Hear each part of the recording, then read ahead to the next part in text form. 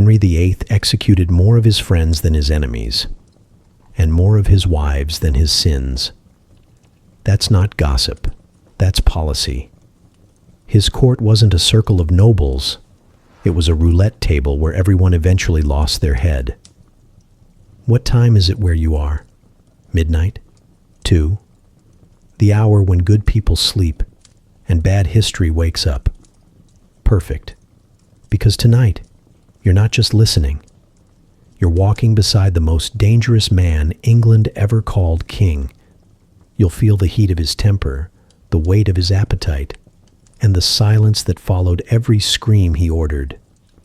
Here, loyalty could buy you diamonds one day, and a death warrant the next.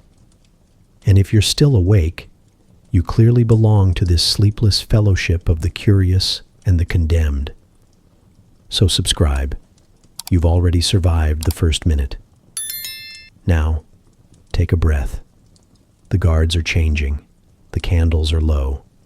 Let's step through the gilded doors into the quiet heart of power, where every secret was paid for in blood. Picture it. The great hall of Whitehall Palace, blazing with candlelight. Every flame caught and multiplied in gold plate and polished armor.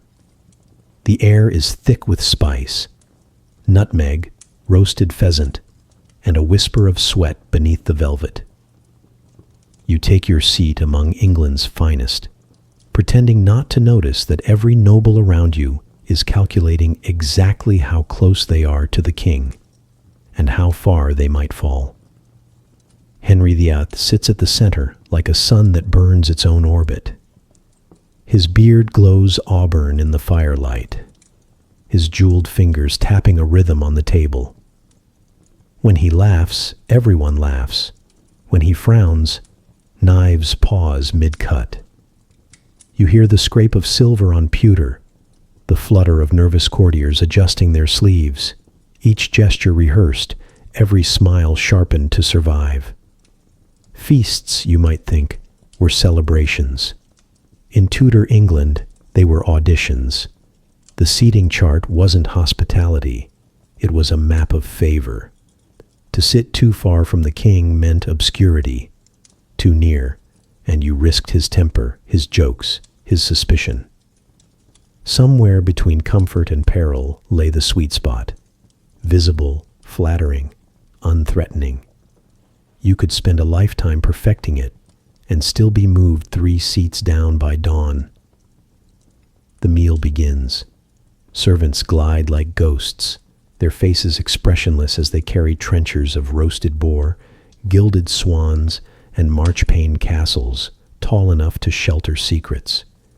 You can smell the heat of the fire behind you, the tang of wine thick enough to drown a confession. Across the table sits Sir Henry Guildford, once the king's companion in sport and song. He jokes about the last hunting trip, but his laughter is too loud, too eager. A year from now he'll be dead, worn down by politics and disease, his name whispered as a warning about friendship that lingered too close to the throne.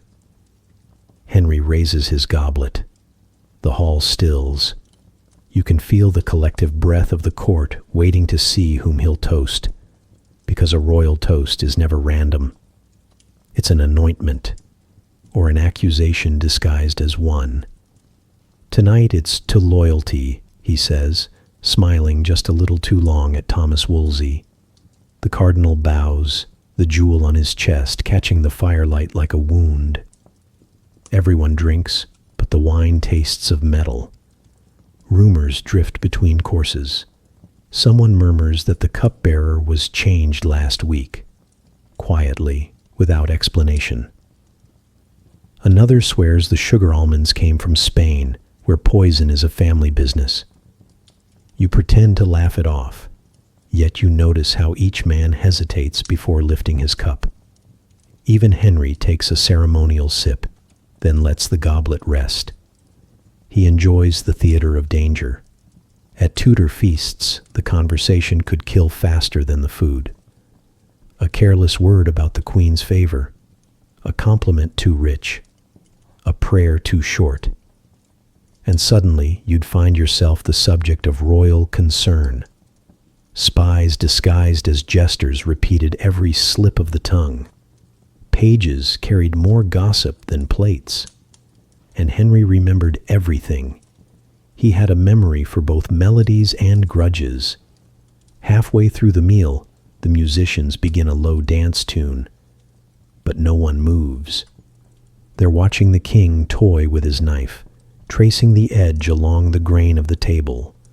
When he finally speaks, it's in that deceptively jovial tone he used before ordering someone's arrest. He asks about taxes, about loyalty, about how well everyone sleeps these days. The laughter that follows is brittle as glass. You steal a glance at the doors. 2 yeomen of the guard stand there, immovable. Leaving before the king dismisses the table would be suicide, literal or social. So you do what everyone else does. Keep smiling, keep chewing, keep your pulse slow enough that it doesn't show through your collar. This is the art of survival in Henry's inner court. To eat with him was to perform obedience, to appear delighted by excess, to pretend that roast peacock stuffed with songbirds was the height of civilization rather than a metaphor for the court itself, beauty concealing something desperate and strange. By dessert, the wine has loosened tongues. Henry tells a story about hunting in the rain, about losing his way in the woods until a loyal friend found him. Everyone laughs. The friend's name, Sir Nicholas Carew, hangs in the air. Carew doesn't laugh. Within a few years, he'll be executed for treason. At the king's table, foreshadowing is served before pudding. The dishes keep coming, gilded pies, sugared fruits, delicate marchpane letters forming the initials of the royal couple, though half the court wonders which wife's initials we're on now. A lady at your elbow whispers that Anne Boleyn once dropped her napkin here on purpose, so the king could pick it up and start a legend. A simple flirtation, they said. But legends are dangerous in a room where gossip is the sharpest cutlery.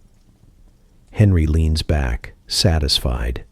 He gestures, and a musician begins to sing. The song is about loyalty rewarded, but the lyrics are new, the refrain too pointed to be coincidence. You can feel the chill slide through the hall. It's aimed at someone, though no one dares guess whom. And then, just as quickly, the mood changes. The king laughs again, hearty and loud. He calls for more wine. A condemned man might feel the same relief when the headsman lowers the axe to test its balance but doesn't strike. Not yet. Behind the laughter, servants are already noting who pleased, who paled, who said too much. Their reports will reach Cromwell by morning, categorized neatly beside tomorrow's menu. Somewhere between the venison pie and the almond marchpane, politics has done its work. A man's future may have ended while his plate was still warm. It's easy, centuries later, to imagine these feasts as scenes of romance and grandeur, but the reality was more like a lion's den with better cutlery. Henry loved to feed on attention. He measured loyalty in courses. Every banquet was a mirror held to his own greatness, and every reflection showed him a little more alone. As the torches burn lower, you rise with the rest, bow, murmur your thanks. The king nods, distracted, already whispering to a page. Somewhere in that whisper, a life just changed forever. You'll never know whose, not until you notice the empty chair at tomorrow's feast.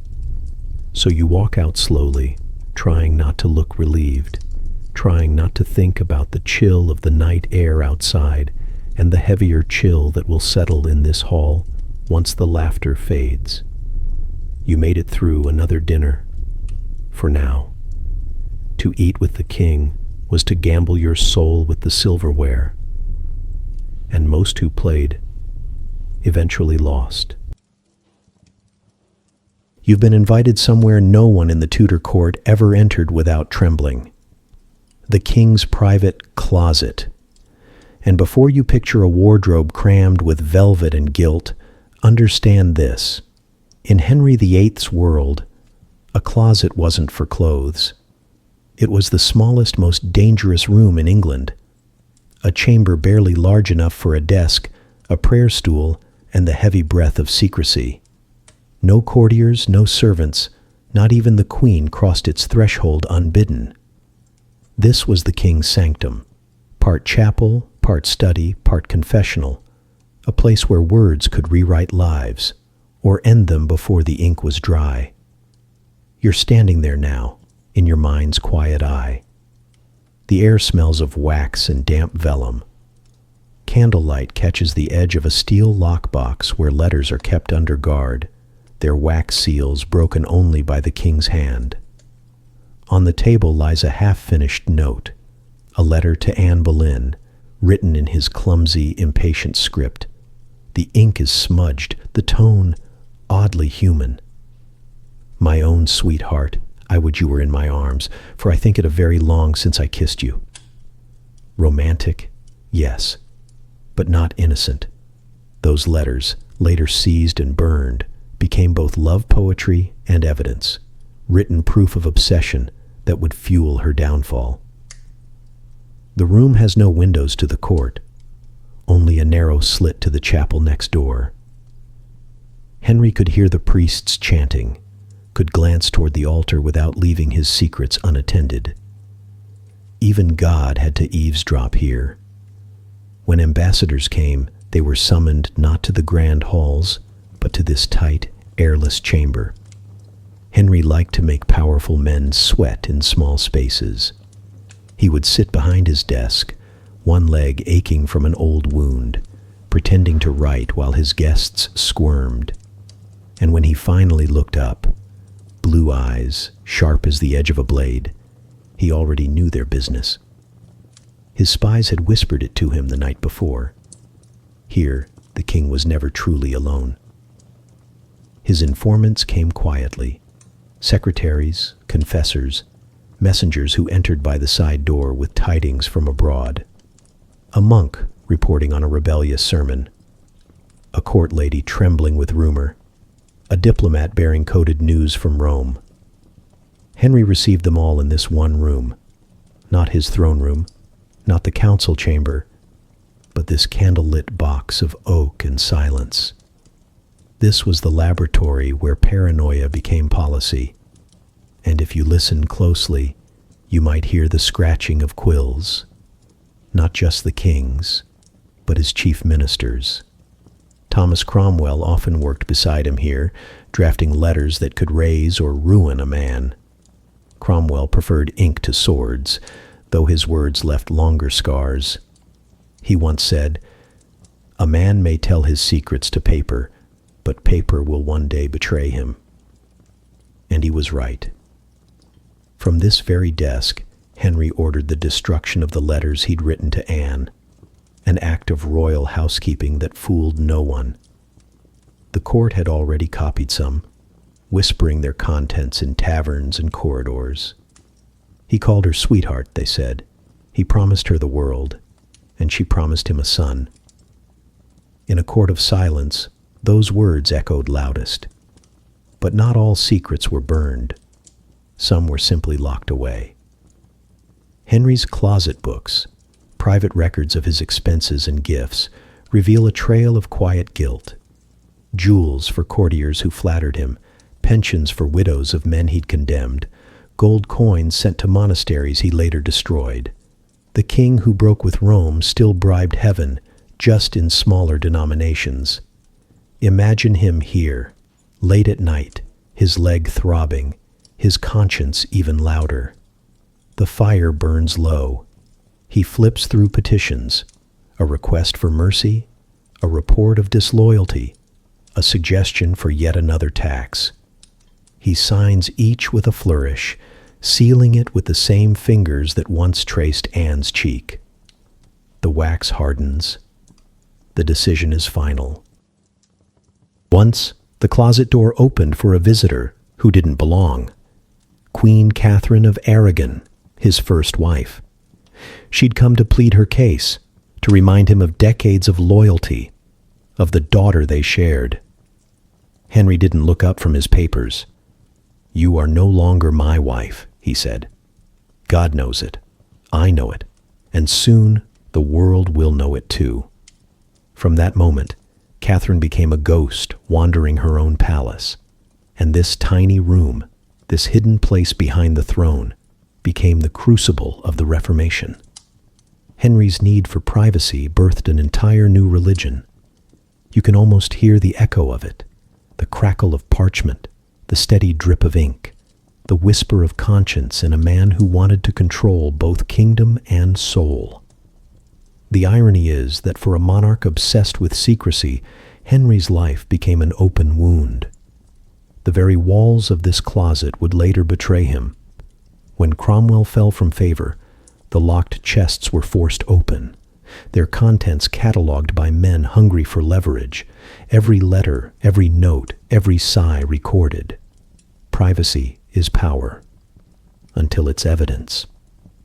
Still, in his lifetime, Henry ruled through the illusion of invisibility. The less his courtiers knew, the more they feared. He could sit silent while his council argued themselves breathless, then deliver a single sentence that undid them all. Silence, he understood, was the loudest authority. And yet, there were moments of real solitude. Between the matters of state and the machinery of fear, Henry sometimes used this room for prayer. His psalter still exists, filled with his marginal notes, tiny comments beside the words of David. "Good counsel," he writes beside one verse, "against traitors beside another." It's the only diary he ever kept, and even then, he edited God. The king's closet was more than a room. It was a philosophy. It proved that power didn't need a crowd. It needed a secret. The fewer who knew, the greater the control.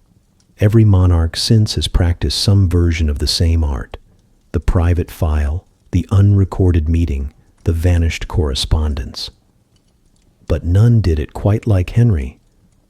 Because here, in this narrow wooden cell behind the throne, a man rewrote the laws of church and marriage to suit his own heart, and then tried to erase the evidence. The irony? We know more about his secrets than he ever imagined we would. His hidden life became public record, his private room immortalized in documents and gossip. The walls couldn't keep their silence.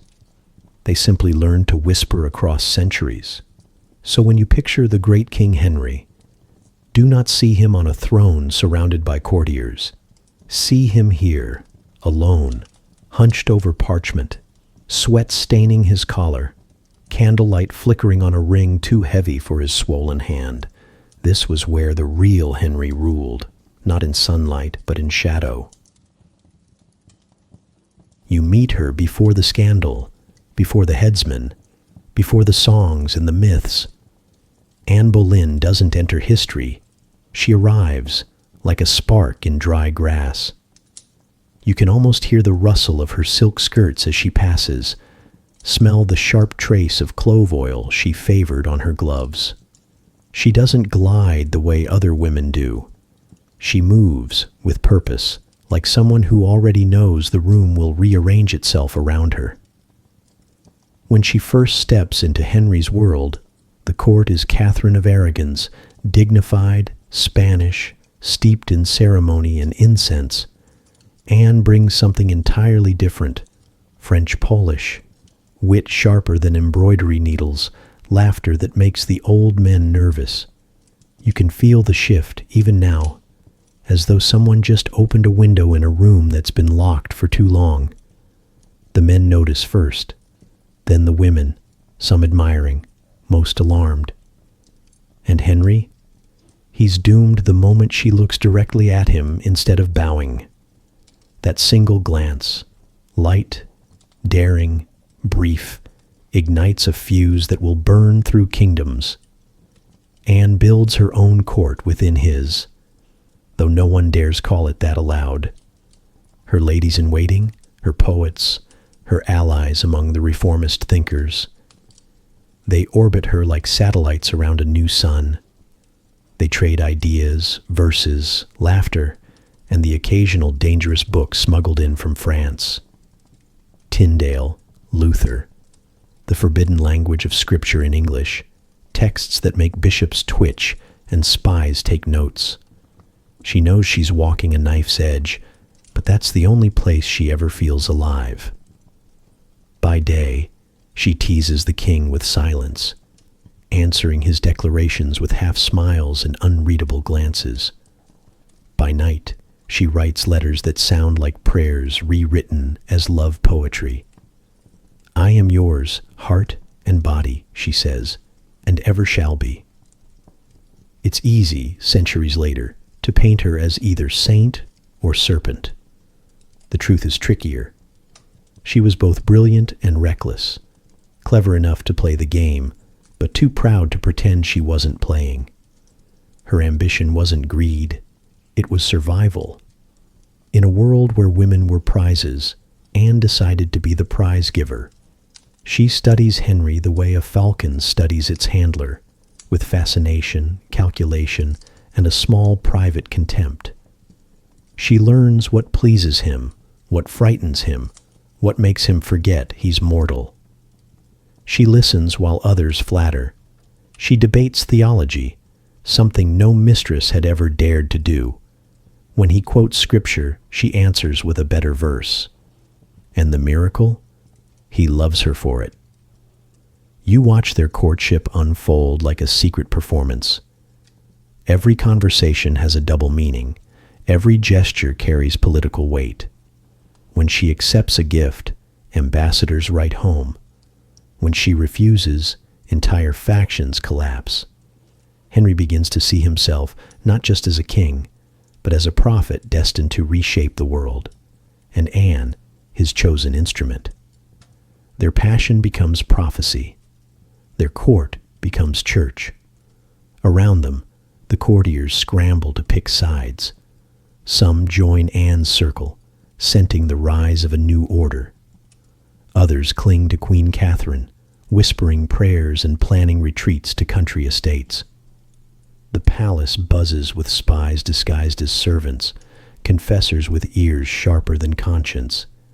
You can almost feel it, the tension humming beneath the tapestries, the laughter at supper that rings a little too loud, the way conversations fall silent when certain names are spoken. Anne, meanwhile, learns the art of concealment. Her letters are folded and sealed with flourishes that make forgery impossible. Her messengers, trusted women, mostly, deliver notes hidden in prayer books and fruit baskets. Each word is a gamble. Each day without scandal is a small miracle. When Catherine of Aragon is finally banished from court, the silence that follows is deafening. No one cheers. They just look at Anne and realize she has done the impossible. She has moved a queen. But victory, in Henry's world, is always temporary. Once Anne wears the crown, her micro-court becomes a mirror of the larger one, full of whispers, rivalries, and those same glances she once used as weapons now turned against her. The reformers push her to advance their cause. The conservatives plot her downfall. Her ladies carry her secrets, but some of them carry other people's secrets too. Even her relationship with Henry begins to twist under the weight of expectation. He wanted the chase, not the companion. Now that he has her, he demands miracles, particularly the kind that cry in cradles. Each failed pregnancy is recorded like a diplomatic defeat, and Anne, who once ruled with her wit, starts to lose her footing to fear. Still, she keeps her composure in public. At feasts, she smiles, teasing the king in that lilting voice that once charmed him. But you can see the edge in her eyes, that flicker of calculation, of panic, barely contained. She knows the rhythm of favor. She helped write it, and she can feel the beat slowing. Meanwhile, her enemies sharpen their knives behind closed doors. Thomas Cromwell, chief among them. The same man who once advanced her cause now begins collecting whispers against her. He watches her closely, notes her temper, her outbursts, her words about him. And one evening, when the court retires, he visits the king's private closet with a list. The ink dries. The future is set. Anne's downfall begins not with a scream, but with a dinner invitation. She's asked to attend the May Day tournament. The king sits beside her, outwardly cheerful. Then, in the middle of the joust, he stands, face pale, and leaves without a word. When she returns to her apartments, her household is already surrounded. History will say she was accused of adultery, incest, conspiracy. But you and I know better. Anne Boleyn didn't fall because she failed the king. She fell because she learned how to rule him. And for that, in Tudor England, there was no pardon. If you're still here, still listening in the hush after her fall, you already know how history pulls you in and doesn't let go. So before we follow the next secret into the dark, subscribe and stay close. In this court, survival depends on being one step ahead of the silence. If Henry VIII was the thunder, Thomas Cromwell was the lightning that struck before you even saw the storm. You wouldn't have noticed him, not at first. That was his gift. In a room full of velvet and jewels, Cromwell was gray wool and quiet shoes. He smiled politely, bowed deeply, and remembered everything. While the nobles laughed at tournaments, he was counting favors like a banker with souls for currency. He'd come from nothing, the blacksmith's son who taught himself Latin by candlelight and law by necessity. Europe had beaten him, starved him, hardened him, and taught him that knowledge could wound better than any sword. So when he entered Henry's service, he came not as a soldier or a courtier, but as something new, a man who could weaponize information. You might imagine the king's court as a glittering circle. In truth, it was a spider's web, and Cromwell was its patient architect. By day he seemed harmless, an administrator, always with a parchment in hand, always ready to help. But beneath the ink and civility, he was weaving threads so fine that even their owners didn't know they were caught. He built his power quietly. First, by listening. A servant whispers in the kitchens. Cromwell hears. A bishop's clerk sighs over wine. Cromwell takes note. He arranges marriages, land deals, and appointments so deftly that gratitude starts to look a lot like loyalty. And loyalty, in Henry's England, is just another word for leverage. Soon he's everywhere. Letters pass through his hands. Messengers bow to him before they bow to lords. The post itself, the beating heart of Tudor communication, belongs to him. Every dispatch between noble houses, every note to France or Rome, crosses a table in Cromwell's office. He doesn't open every letter, of course, just the interesting ones, the ones with strange flourishes in the signatures, or the wrong kind of ink. He keeps a team of clerks trained to spot deception the way falcons spot movement in tall grass. When he finds something dangerous, he doesn't shout treason. He files it, quietly, patiently. Every letter, every rumor becomes a tile in the mosaic of someone's downfall. That's the genius of Cromwell. He doesn't destroy people with lies. He destroys them with their own words. Take, for example, the downfall of the Boleyn faction. Cromwell once served their rise. He arranged the annulments, the bribes, the laws that made Anne queen. But when she crossed him, when she mocked his reforms, he didn't argue. He observed. He began gathering fragments: a half-drunk jest from a musician, a misplaced letter, a servant's nervous glance. Nothing criminal on its own, but together, arranged just so, it became a portrait of conspiracy. When the time came, Cromwell simply laid it all before the king. Tidy, documented, undeniable. Henry never asked how much was true. Cromwell knew he wouldn't. It was said that he could make any man's death look inevitable. You can almost picture him at his desk, late at night, reading by the thin light of a candle that's burned down to its last inch. His clerks long gone, the palace silent except for the scratch of his quill. He pauses now and then, staring at the page, calculating. How much truth can a lie carry before it collapses? How much mercy can power afford? The irony is that Cromwell believed he was saving England, not just serving Henry, but taming him. Where others saw a temper, Cromwell saw a pattern. He fed the king decisions in small doses, controlling him the way a physician controls poison. Too little, and the disease spreads. Too much, and the patient dies. He reformed the monasteries, redistributed their wealth, and filled the treasury. But the real treasure was information. He created something England had never truly had before, a bureaucracy that could outlive its masters. For the first time, the machinery of government ran on paper instead of fear. And yet, fear still drove it, because knowledge is only safe until someone knows you have it. By the late 1530s, Cromwell's own web begins to tremble. The king's new courtiers, sleek, ambitious men with old bloodlines, start to whisper about the blacksmith's son who thinks himself above nobles. They feed Henry's paranoia, suggesting Cromwell hides secrets even from him, which of course he does. He knows who forges alliances, who lies in bed with reformists, who hesitates before toasting the king's health. He even knows what the king muttered during confession. And that's knowledge too dangerous to live with for long. Sometimes when he's alone, he thinks of his father's forge, the smell of iron, the hiss of steam.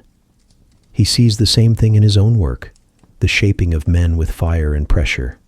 But metal at least does what it's told. People bend only until they break. His enemies begin to multiply.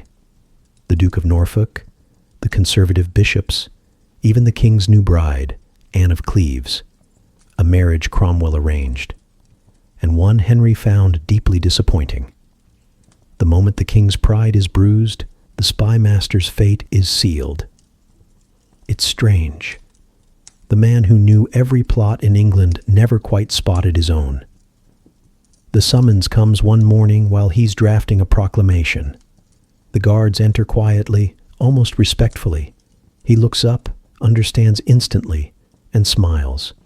He designed this very procedure himself: the silent arrest, the swift removal, the sealed orders.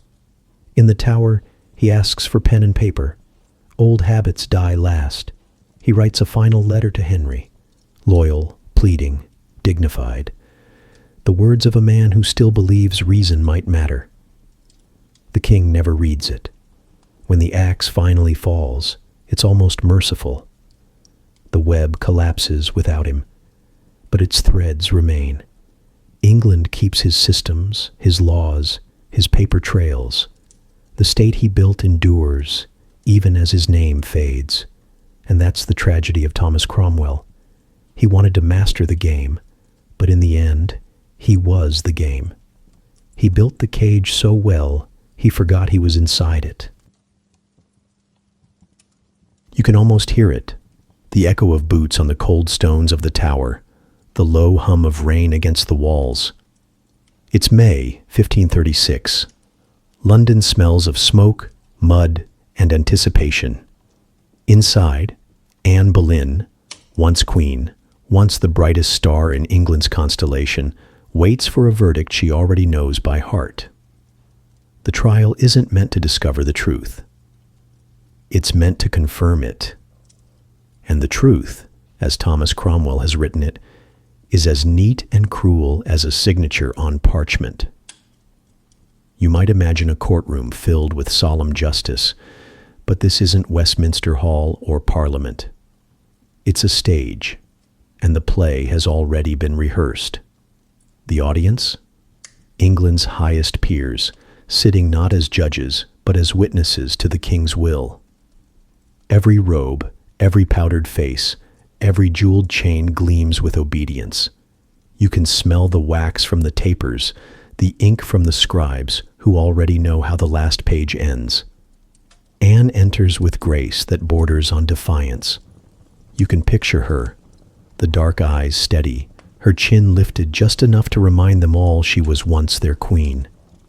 Her gown is simple, black velvet with a crimson hood, the color of courage or defiance. Or perhaps she simply enjoys confusing the two. The charges are read aloud: adultery, treason, witchcraft. The list is so long it sounds like someone emptied a cabinet of sins and decided to keep them all. She listens quietly, fingers clasped, while each accusation is recited with careful disgust. There's mention of musicians, courtiers, even her own brother. The details are obscene in their precision. It's as if the prosecution has mistaken fiction for evidence.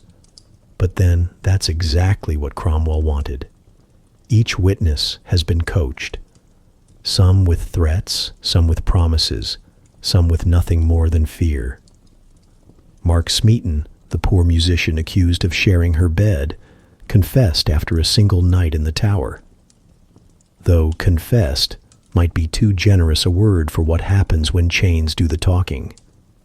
When asked if he recanted, he merely said, "I am a dead man." Henry Norris, her old admirer, denies everything. So does Francis Weston.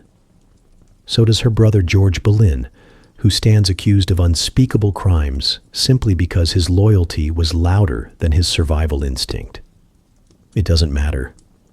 Cromwell has arranged the narrative like a painter arranging shadows. Enough darkness and even light begins to look guilty. Anne rises to speak, and the room tilts with her. Her voice is calm, not meek, not pleading, simply resolute. "I have ever been a faithful wife," she says. "If any man accuse me, let him look me in the face." No one does. The lords fidget, cough, adjust their collars. The Duke of Norfolk, presiding, stares at the parchment as if reading from a play he doesn't quite understand. These are her peers, her friends, her kin by marriage. Every one of them owes their place to the king, and to the woman they are now pretending not to know. There's a bitter kind of humor in it, isn't there?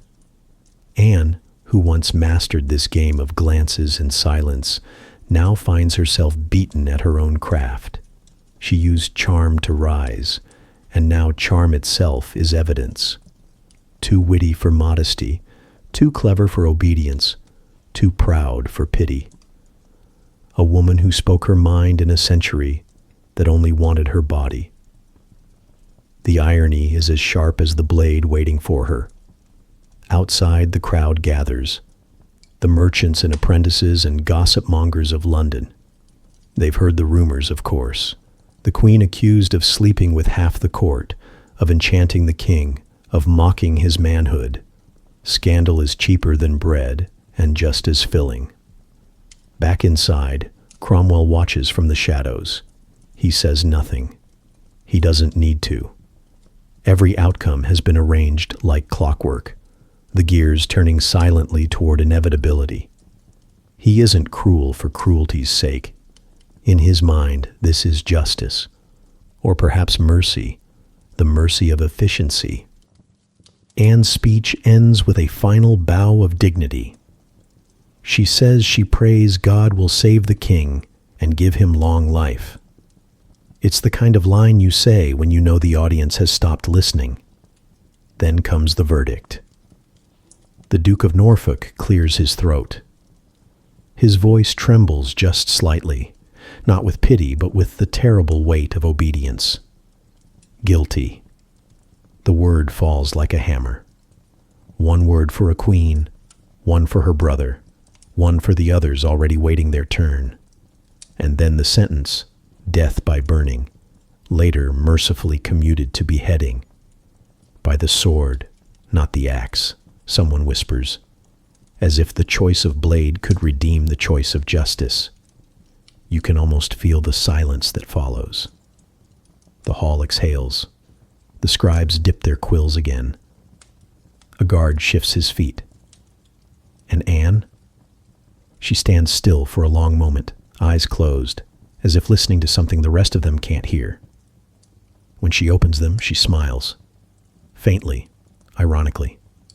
The same smile she used to give at court when the king made a theological joke.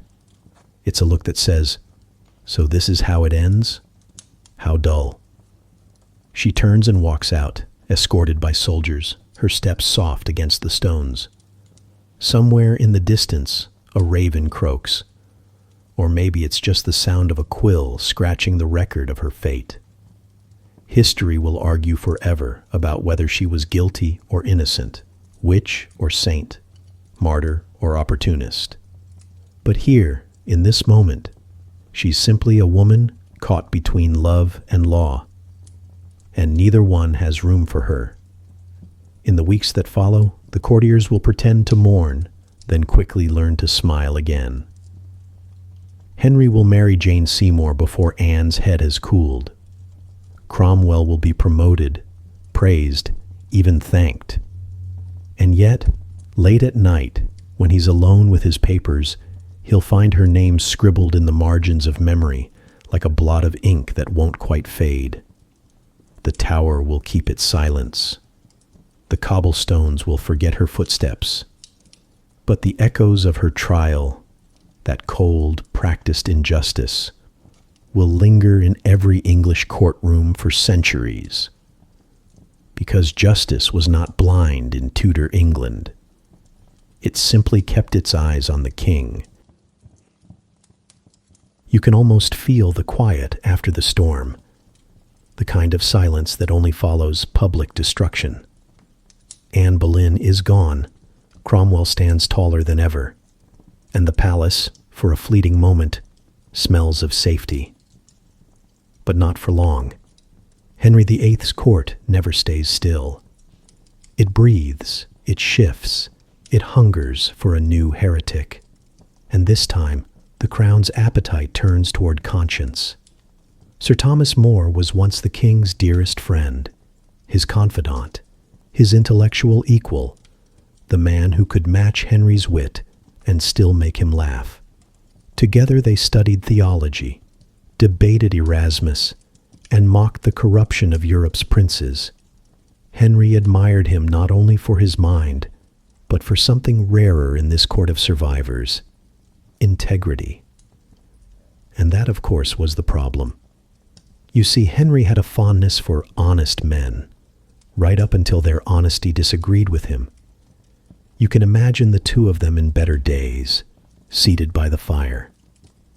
Henry, young and vigorous, expounding on divine right and destiny. More, smiling patiently, pouring the wine, listening as only the truly intelligent can, with both curiosity and calculation. When Henry declared he'd be remembered as another Solomon, More had the tact to agree. When the king asked for counsel, More gave it gently, like medicine mixed with honey. But then came the great matter, the annulment, the quest for an heir that became a holy crusade of ego. And friendship, even one forged in intellect and laughter, was no match for royal will. When Henry broke from Rome, he expected more to follow. After all, hadn't they both railed against papal excess? But where Henry saw liberation, More saw damnation. To him, the king was still a man, and no man, however crowned, could declare himself head of God's church. It wasn't defiance, it was faith. But faith, in Tudor England, had become the most dangerous kind of politics. So More resigned as Lord Chancellor. No speeches, no rebellion, just a quiet farewell.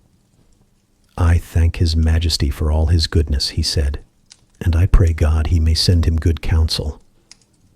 That's the sort of sentence that sounds polite until you remember Henry hated nothing more than good counsel.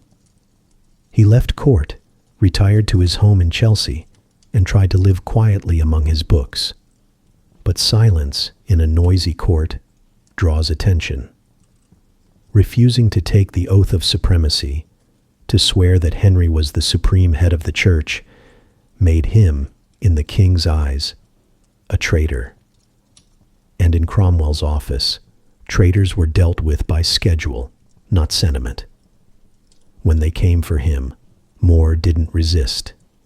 He simply took up his rosary and said, "I die the king's good servant, but God's first." You can picture him now, in the Tower, not the dark, dripping dungeon of popular imagination, but a narrow stone cell, damp at the corners, open to the gray light of the Thames. His books gone, his papers confiscated, his family allowed only rare visits. He spends his days writing small meditations in charcoal on scraps of paper. Thoughts about conscience, truth, and the soul's stubborn habit of disobeying orders. Sometimes, in the evenings, the guards linger outside his door, listening to him hum softly to himself. He's not broken. He's not angry, just steady. There's a kind of peace that frightens tyrants, the peace of a man who's already accepted the worst. Cromwell visits once, hoping to extract a public confession. More greets him warmly, offers him water, and says, "You may tell the king I wish him well, but I will not bend my conscience, not even for his love." That's the brilliance of More. He could make defiance sound like friendship. Meanwhile, in Whitehall, Henry convinces himself he's been betrayed. How dare his old friend refuse him? How dare anyone prefer invisible God to visible majesty? Kings do not lose arguments. So the order goes out. The trial, when it comes, is brief. The evidence invented. The witnesses nervous. One of them, Richard Rich, swears. More said the crown could not be supreme over the church. More smiles faintly. "If I did, Mr. Rich," he says, "then I would be no friend of my own soul. But I never said it." He knows it doesn't matter. The verdict is written before the hearing begins. The Tower waits. You might expect anger or despair. But what's striking is the humor. On the morning of his execution, July 6th, 1535, More jokes with his guards. He asks one to help him up the scaffold, saying, "I pray you, good sir, see me safe up, and for my coming down, let me shift for myself." Even at the end, the wit remains. He kneels, tucks his beard aside. "It has not offended the king," he says, and prays. The axe falls. The crowd gasps. Some weep, others cheer. But even among the cheering, there's discomfort. Something in the execution feels wrong, indecent. This wasn't a traitor dying. It was a conscience being silenced. Henry pretends indifference, but he knows. He's killed a friend, and worse, he's killed the one man who might have told him the truth kindly. After that, the king's temper darkens. The laughter fades. He surrounds himself with flatterers and spies, never again with equals. In the years that follow, the court learns its lesson. The safest opinion is the king's. The safest voice is no voice at all. Silence spreads, not from fear, but from example. And yet that silence becomes More's legacy. His writings, smuggled out of the Tower, circulate through Europe. Philosophers call him a martyr for conscience. The church calls him a saint. Even those who disagree with his faith admit they envy his peace. What began as defiance ends as parable. that sometimes the only weapon left to a good man is his refusal to speak. You can still stand in his cell today if you visit the tower. The stone is worn smooth by centuries of footsteps. The light falls the same way it did that morning, soft, indifferent, eternal. Close your eyes for a moment and you can almost hear it, the faint sound of his voice, calm and unafraid, murmuring prayers not for revenge, but for understanding. He died for silence, and the silence became immortal. There's a kind of power that never sits on thrones, never wears a crown, never makes it into the chronicles. But it moves history all the same. It rustles softly through silk and whisper. You're in the Queen's chambers now, not the grand public rooms filled with heraldry and ceremony, but the private apartments beyond them, where the perfume hangs heavier than the air. The fire crackles, the candles burn low, and around the Queen, her ladies-in-waiting move like living ornaments, plucking threads, pouring wine, pretending not to listen. But they are listening.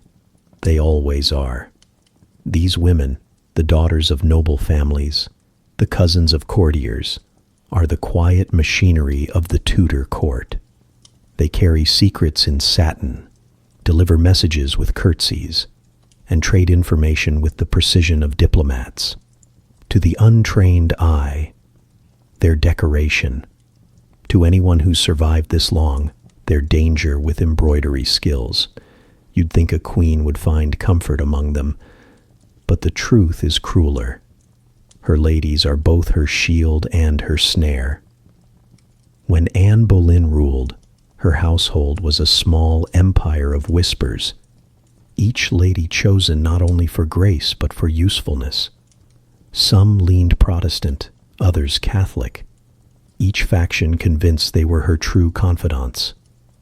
Anne herself played them carefully, weaving their loyalties like a tapestry.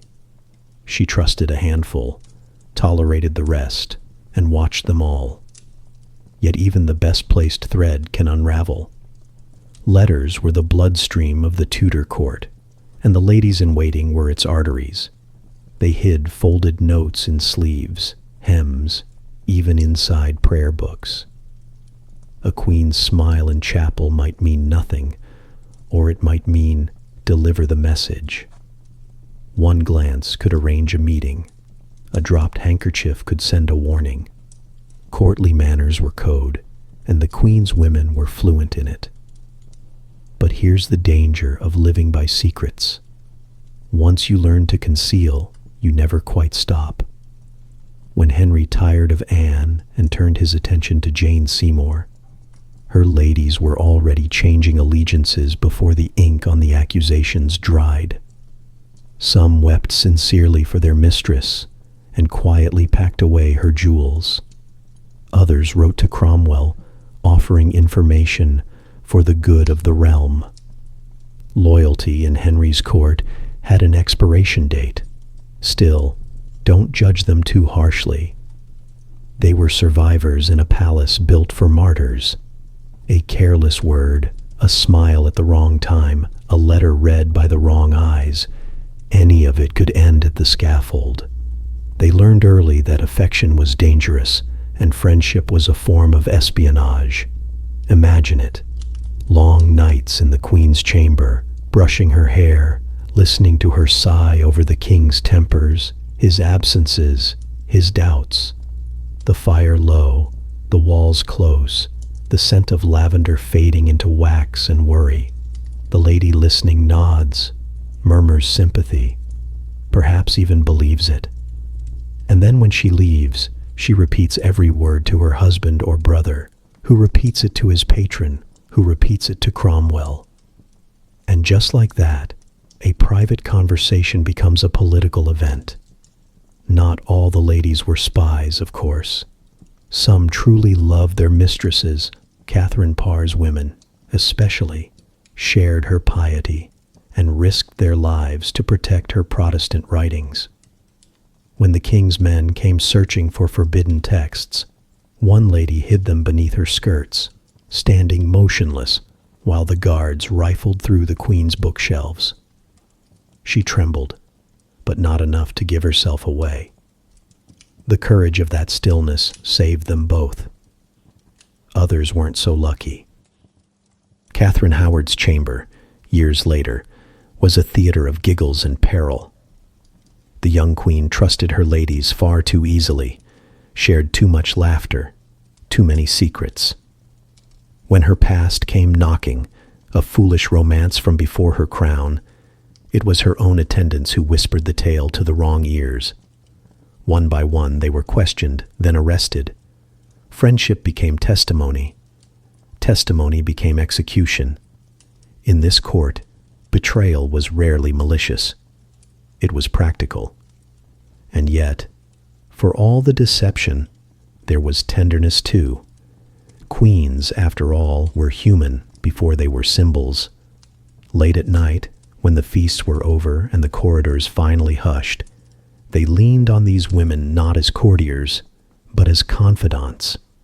They wept over miscarriages, over letters not answered, over the ache of being adored one moment and discarded the next.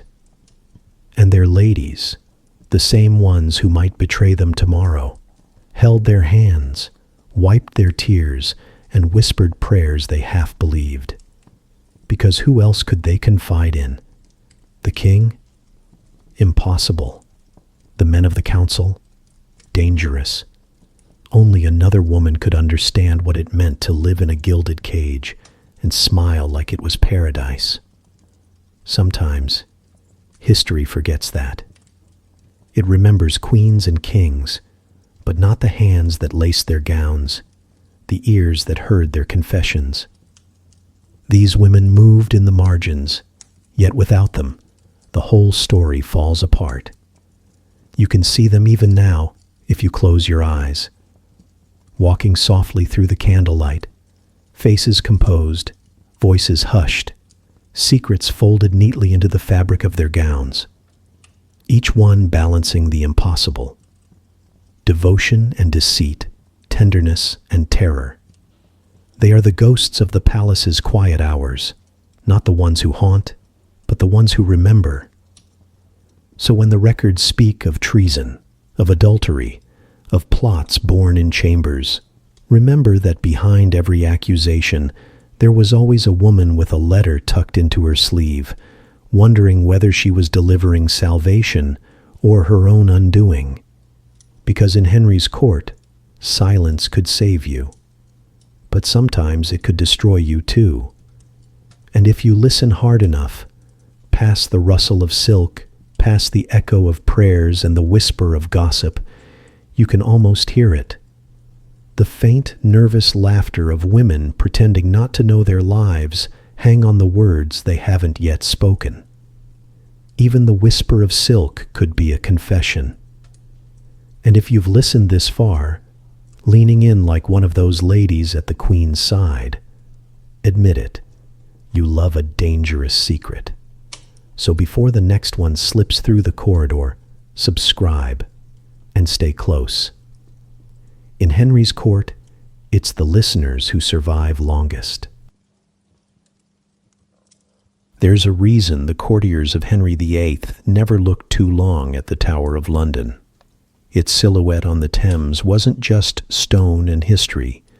It was a promise, a reminder that every royal favorite was one royal frown away from becoming a lesson.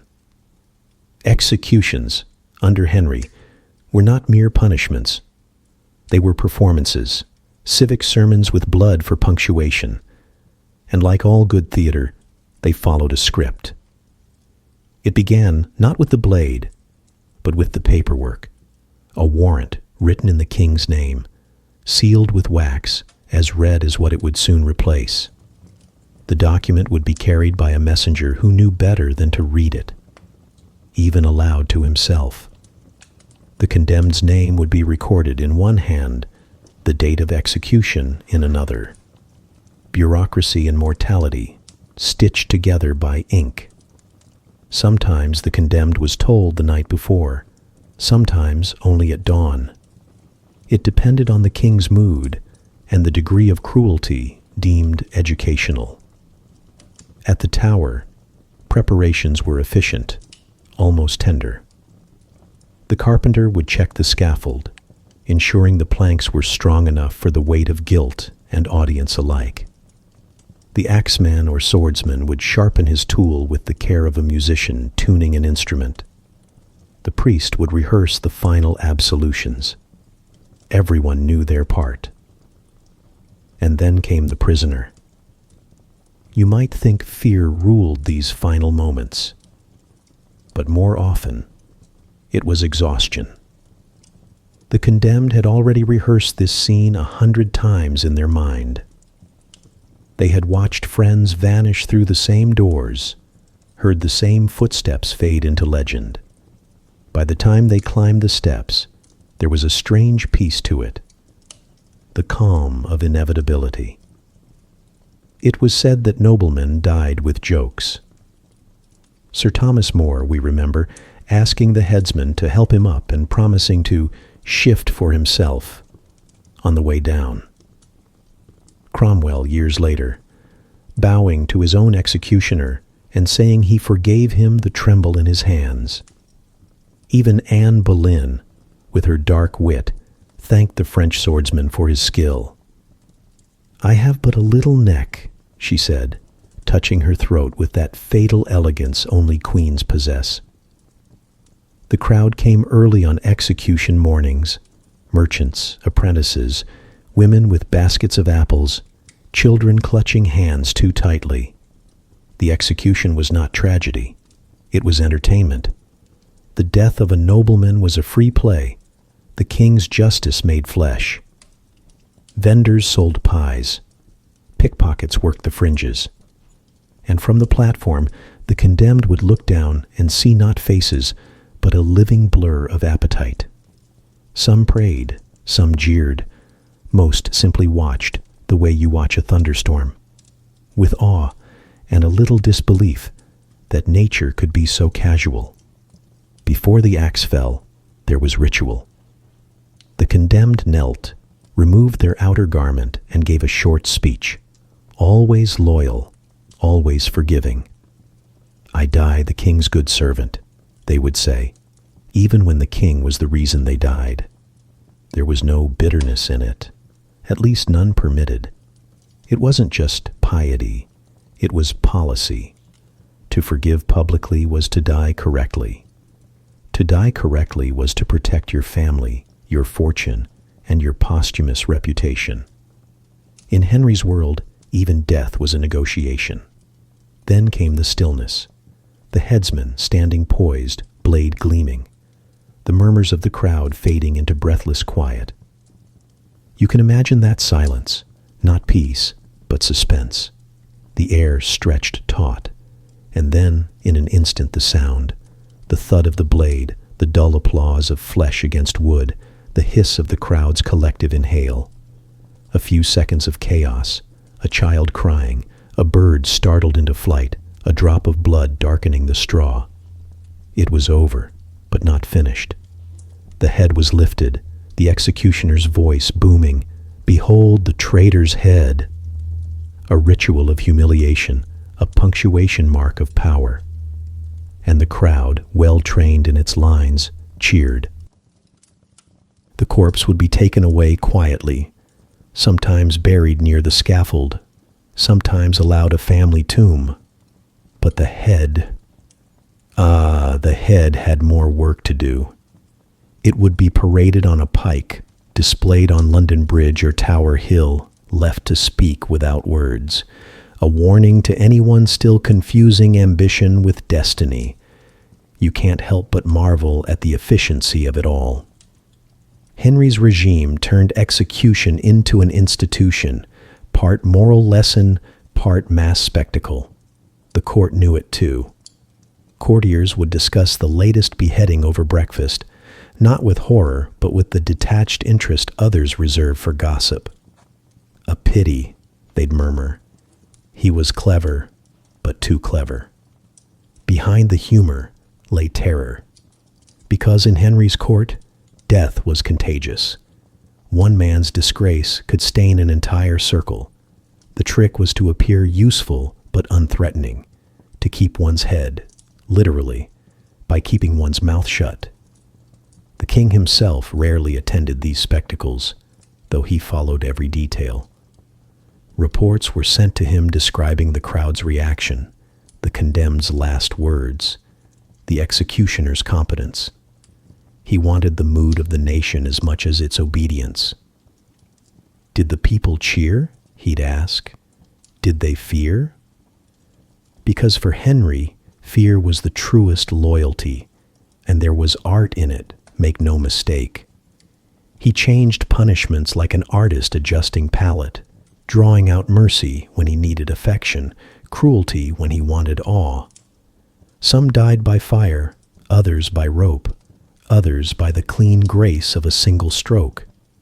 Even death was personalized under Henry, tailor-made terror.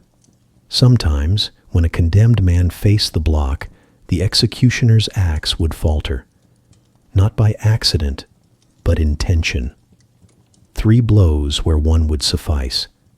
The crowd would wince, then roar.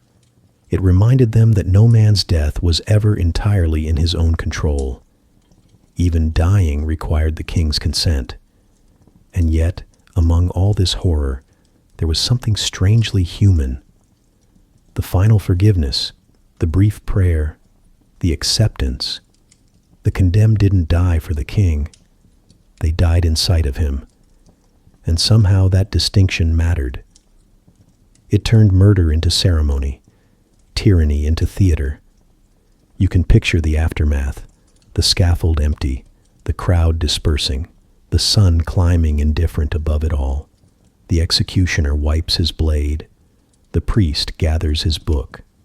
Somewhere nearby, a clerk folds the royal warrant back into its envelope, his fingers still smelling faintly of wax and iron. The tower returns to silence. The wind lifts the scent of straw and blood and carries it across the Thames to Whitehall, where Henry sits at dinner, listening to the laughter of his latest courtiers. Each one louder, more nervous, more desperate than the last. The message has been received. It wasn't cruelty for cruelty's sake. Not entirely. Henry believed he was performing a kind of divine justice. To his mind, death kept the realm clean, the throne safe, the order stable. If a few thousand heads rolled to maintain peace, well, peace has always been expensive. Still, for those who watched it happen, and especially for those who didn't speak about it afterward, the memory lingered. The hush before the blade, the dignity of the doomed, the chill of truth that slipped for one heartbeat through all the lies. Because in the end, on that wooden stage where king's orders met mortal breath, all the pretense fell away. The scaffold was the only place where truth spoke freely. By the time Henry VIII declared himself head of the Church of England, faith had stopped being a private matter. It had become a political identity, a password, a weapon, a test.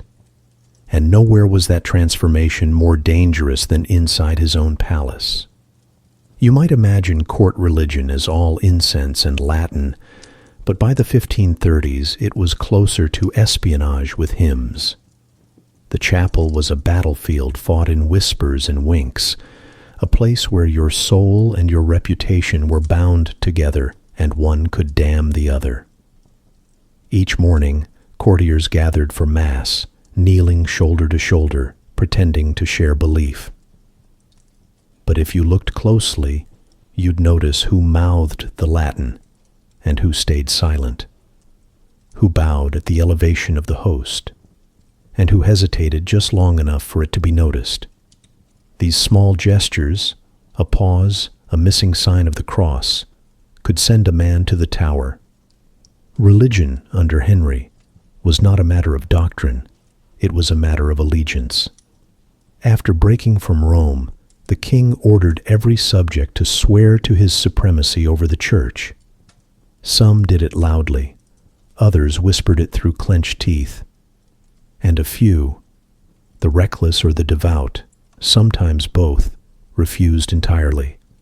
They became the new traitors, not for their actions, but for their thoughts. Imagine it. You're kneeling in chapel beside men and women you've known for years, and you suddenly realize you no longer know what any of them truly believe. The court becomes a masquerade of faith. The old prayers are banned, the new ones still being written, and no one is certain which will be safe tomorrow. Priests adapt first. The clever ones trade robes for politics, becoming royal chaplains who preach whatever theology keeps their heads attached. The stubborn ones vanish into country manors and secret chambers, carrying hidden missiles beneath their cloaks. Some of these secret priests find refuge with noble women, sympathetic souls who claim to need private confession and use their chambers as sanctuaries. You can picture it. The door barred, the candles dimmed, a voice whispering absolution over silver jewelry and contraband bread. A woman kneeling on cold stone, not sure whether she's praying for forgiveness or simply for another morning alive. In the same palace, others hold reformed gatherings, readings of the English Bible, quiet debates about faith without priests. They speak softly but not softly enough. Servants eavesdrop, courtiers report, Cromwell's clerks make lists. Within days, someone vanishes. The room they prayed in is sealed and forgotten. It's an odd irony, isn't it? A court filled with crosses and psalms, yet faith itself has become the crime. Henry doesn't see himself as a tyrant in this. Quite the opposite. In his mind, he's saving England's soul. I answer only to God, he tells his council, which conveniently means no one can answer to him. He creates a new church, appoints new bishops, and burns old ones. For every monk stripped of his abbey, a new minister takes his place, loyal, fearful, efficient. And yet, the palace hums with hypocrisy. The same man who dines on confiscated monastic silver will mutter the old Latin grace under his breath. The same queen who publicly champions reform will secretly fund Catholic scholars abroad. The same courtiers who denounce Rome will send coded letters to the Pope, just in case he ever makes a comeback. It's the kind of double life the Tudors perfected, and the spies adored. By this point, the Reformation has birthed a new profession, religious informer. They're everywhere. Former monks, bored servants, ambitious minor nobles, all taking notes. They report on who attends Mass, who skips confession, who mutters strange Latin phrases after wine. Cromwell's men collect these reports with the detachment of accountants. Faith, one of them writes, is now a ledger. Names, sins, allegiances, all neatly tallied.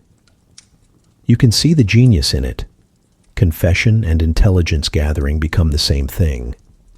Even the confessional itself changes meaning. Once sacred, now suspect.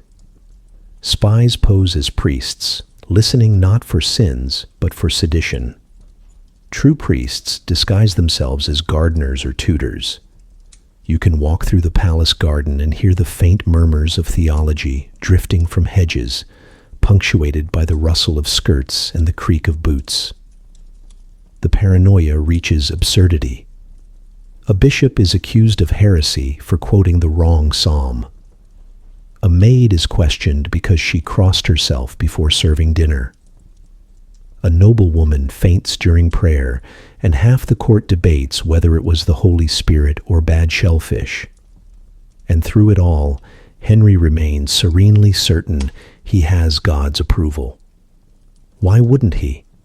Every sermon in England tells him so. But here's the strange truth.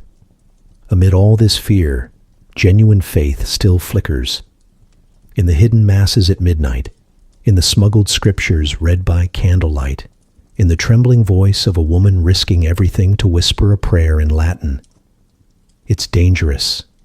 It's inconsistent. It's human. You find yourself wondering, in such a world, who really believes? The one who risks death to pray, or the one who survives by pretending? And perhaps that was the cruelest twist of Henry's Reformation.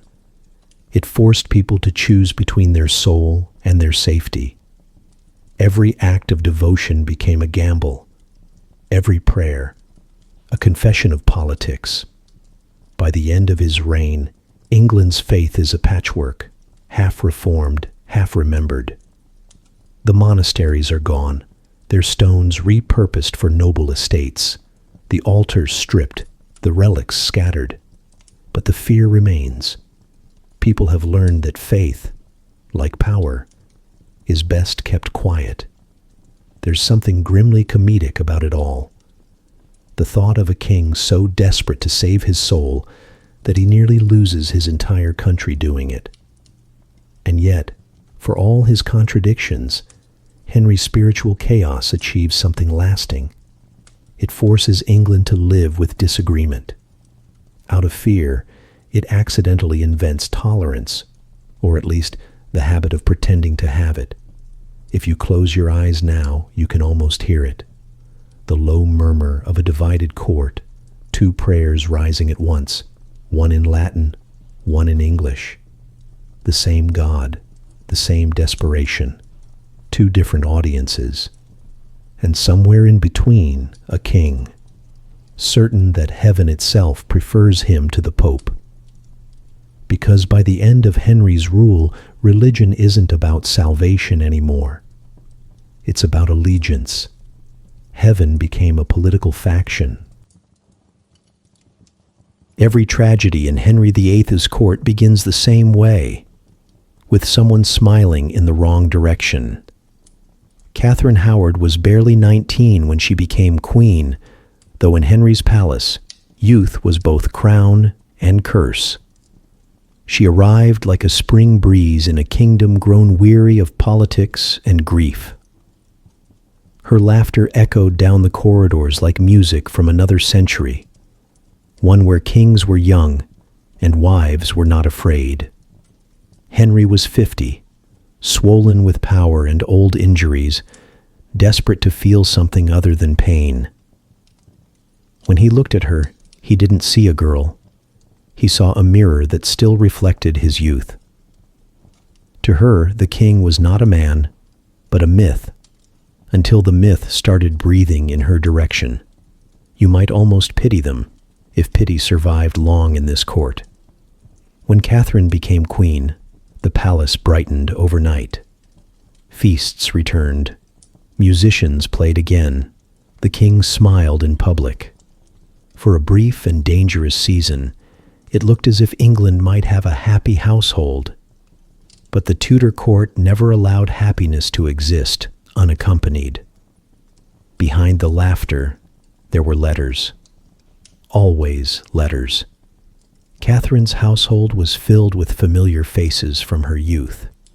Ladies who had known her before she became royal, before she was expected to remember who was listening. Among them was one Francis Derham, a former admirer, and another, Thomas Culpeper, a young courtier who spoke softly and looked too long. History still debates what really passed between them: affection, flirtation, folly, or something more. But in a world ruled by suspicion, perception is always evidence. And Catherine, poor child, had never learned how to disguise her feelings in the language of the court. The rumors began quietly, as they always do. A servant's whisper, a jest repeated too loudly. Someone noticed Culpeper visiting the Queen's chambers late at night. Someone else remembered her foolish behavior from girlhood. And once Thomas Cranmer, the Archbishop, received word of it, the machinery of destruction began to turn. Cranmer, a master of cautious obedience, sent a note to the king written in trembling politeness. He did not accuse, he merely presented the matter for his majesty's consideration. Translation: Prepare to be humiliated, sire. The court, which had been sighing with boredom, came suddenly alive.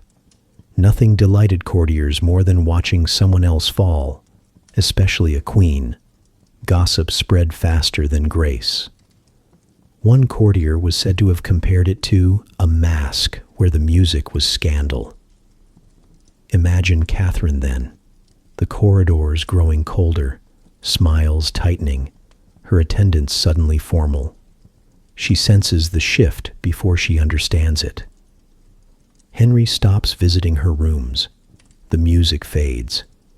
When the accusations are read aloud, she faints, literally. The girl who had danced her way into the king's favor crumples under the weight of words she can barely believe. When she wakes, she begs to see Henry, not to plead, but to explain. She's certain that if she can just speak to him, he'll remember she's human. But Henry refuses. The king who once called her his rose without a thorn now calls her that no-good woman. His humiliation is total. For a man who believed himself chosen by God, cuckoldry is not merely personal, it's theological. He cannot forgive what makes him mortal. The investigation becomes a feeding frenzy. Servants are interrogated. Friends are tortured. The past, which should have stayed in the quiet gardens of girlhood, is ransacked and paraded through council chambers. Francis Derham is dragged before judges, and his words are twisted until they bleed. As for Thomas Culpeper, his alleged love for the Queen is written into the record like poetry with knives. His confessions, extracted under pressure, are equal parts truth and theater. No one leaves those chambers innocent. Catherine is moved to Sion Abbey, a quiet place once meant for nuns and now repurposed for royal disgrace. There she prays, writes letters no one will read, and waits for a summons she knows will end her. When it finally comes, she receives it with eerie calm. In February 1542, she's brought back to the Tower, the same tower where Anne Boleyn, her cousin, her ghost, had met the same fate. The symmetry would be poetic if it weren't so cruel. On the morning of her death, Catherine asks to practice placing her head on the block so she won't fumble and look foolish. There's something heartbreakingly polite about it, as though she doesn't want to inconvenience the executioner. When she walks to the scaffold, she wears white. Snow falls faintly. The crowd, so eager for spectacle, is strangely quiet. She speaks briefly, asking forgiveness for my offenses, then adds softly, "I die a queen, but would rather have been the wife of Culpeper." A dangerous honesty, too late to matter, too human to forget. The sword is swift. The silence afterward, even swifter. Her head is buried near Anne's, the two cousins lying together beneath the cold stones of the Tower Chapel. Two women divided by time, but united by the same impossible task, to love a man who believed love was something to own. In Whitehall, Henry grieves in the only way he knows how, by rewriting history.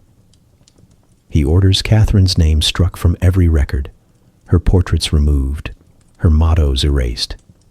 The court moves on. There are always new favorites, new intrigues, new heads to roll. But among the servants, her story lingers. They say her ghost still walks the long gallery of Hampton Court, running barefoot, breathless, forever trying to reach the chapel door where Henry once prayed. When she arrives, the door won't open. It never does. You can almost hear it. The echo of her footsteps fading down the corridor, chased by time, swallowed by silence. She died young, not for sin, but for naivety. For years, Thomas Cromwell had been the quiet hand behind the throne, the architect of Henry's power, the man who built the machine that ran the kingdom. He had watched kingship from the safest distance possible, close enough to whisper, far enough to duck. But even the cleverest man at court eventually forgets the first rule of Henry's England. If you rise by the king's favor, you fall by it too. When Anne Boleyn fell, Cromwell's shadow only lengthened. He became indispensable, the reformer, the administrator, the spy master, the man who could turn royal whims into working policy before breakfast. If Henry said he wanted monasteries dissolved, Cromwell had the paperwork ready by dinner. If the treasury needed filling, Cromwell could find 6 legal reasons why it was holy to seize other people's land. And yet, there was something dangerous in being too useful. Kings love competence the way they love mirrors, briefly, and only until they notice the reflection looking back is sharper than they are. By the late 1530s, Henry was lonely, paranoid, and tired of managing his own messes. Cromwell, ever the fixer, decided the solution was obvious: another wife. It's almost funny in a dark Tudor way. The man who had cleaned up every one of Henry's marital disasters now offering to arrange another. His choice? Anne of Cleves, a German princess, Protestant, politically useful, and, on paper at least, unmarred by scandal. She came with alliances instead of opinions, which, in Cromwell's mind, was ideal. Henry, eager for distraction, agreed.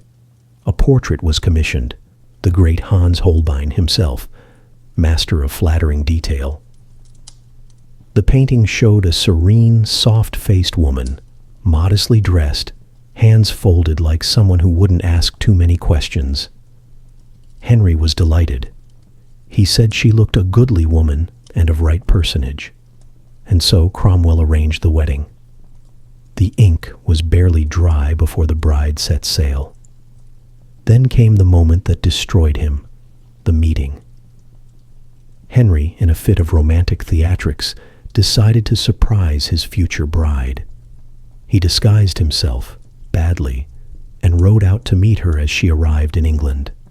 He found her resting at Rochester, exhausted from travel, and burst into her room unannounced, expecting swoons, flattery, and recognition. Instead, Anne of Cleves, seeing a sweaty stranger in strange clothes, shrieked in horror. It's said that Henry froze, halfway between king and fool, while Cromwell's entire career began quietly dying somewhere in the back of his mind. The king rode back to London in humiliation. "I like her not," he declared, "and I can never fancy her." It was over before it began. The marriage was performed out of duty, but the damage was permanent. The king's pride had been wounded in public, and Cromwell had handed him the weapon. The courtiers smelled blood instantly. They'd always resented Cromwell. The commoner who commanded nobles, the man who'd replaced birthright with competence.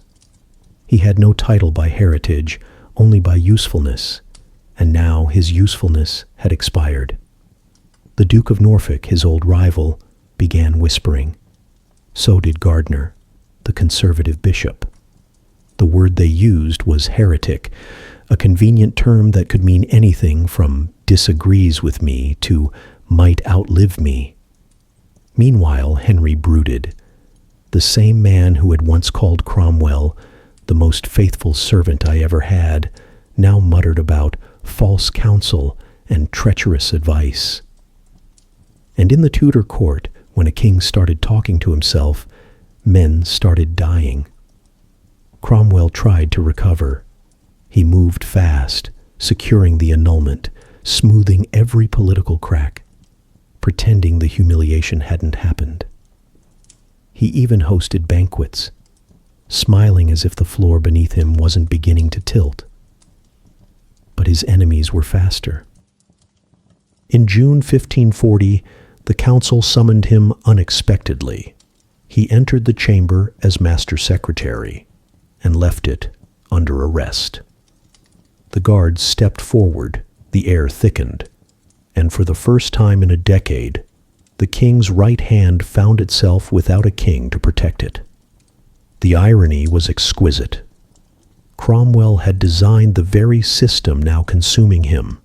The charges, the procedure, the quiet efficiency of paperwork that turned loyalty into treason with a change of heading. The accusations were vague but deadly: heresy, corruption, overreach. A servant who presumed upon his master's favor. The court needed no proof, only a rumor and a seal. Henry did not attend his trial. He didn't have to. The verdict was as certain as sunrise. Cromwell, pragmatic to the end, accepted it with weary irony. In his final letter to Henry, he begged forgiveness, not for guilt, but for misjudgment. "I ask mercy of your majesty," he wrote, "for the folly that brought me to this end." There's something almost tender in it, a man apologizing to the storm that killed him. When the execution day came, July 28, 1540, London turned out in force. The spy master who had terrified half of England was finally visible, unguarded, human. He knelt, pale but calm, and prayed aloud. "I have been a great sinner," he admitted, "but not in this matter."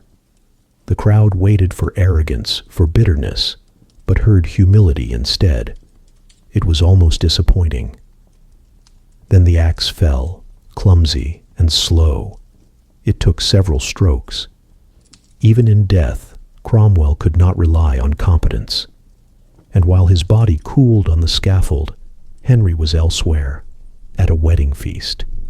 He had just married his fifth wife, Catherine Howard. The same king who had signed Cromwell's death warrant that morning now toasted love by evening. The court, ever adaptable, smiled and applauded. A few men even wept with relief. Power had shifted again, and the great machinery of survival creaked back into motion. Cromwell's fall sent a message every courtier understood instinctively. Intelligence is admirable only until it becomes indispensable. The moment a servant seems too essential, the king remembers he's replaceable. And so they learned once again to flatter instead of think. Cromwell's reforms endured, his laws, his bureaucracy, his systems of government, but his name became a cautionary tale. His ghost still haunts the paperwork of English power, efficient, ruthless, anonymous. In the end, he was undone by the same skill that made him great, the ability to predict everything except the king's mood. Because Henry, for all his appetite and grandeur, had one simple rule for his servants: succeed brilliantly, but never better than me. Thomas Cromwell forgot. Not every tragedy in Henry's court wore a crown or held a title. Most wore perfume or debt. Behind the great dramas, the wives, the ministers, the public executions, there existed another world, smaller and meaner, but no less perilous, the daily struggle of the lesser courtiers, the gamblers, flatterers, and fortune hunters who orbited the throne like moths around a candle, burning beautifully until, well, they burned. You can almost see them now, men in embroidered sleeves and borrowed jewels, bowing too deeply, laughing too loudly, praying their credit holds long enough to keep their heads. The Tudor court wasn't just politics, it was theater. And every performance came with a price. Access to the king was the currency that mattered most. Forget gold or land. A whispered word in the royal ear could buy more than a fortune. But that kind of access was never free. It demanded endless tribute, gifts, flattery, sleepless vigilance. The courtiers who survived longest weren't the boldest or even the smartest. They were the ones who understood the unspoken rule: be useful, but never indispensable. Every morning the scramble began anew.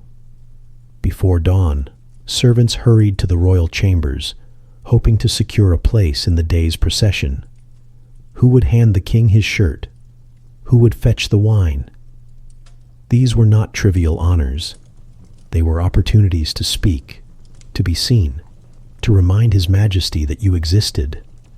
The ritual of dressing Henry was as competitive as any war. Each garment had its own hierarchy. One man held the hose, another the doublet, another the collar. The lucky one who clasped the chain around the king's neck could whisper a petition, deliver a rumor, or suggest a small service. And just like that, a man might rise or fall before breakfast. Henry knew exactly what he was doing. He loved the game.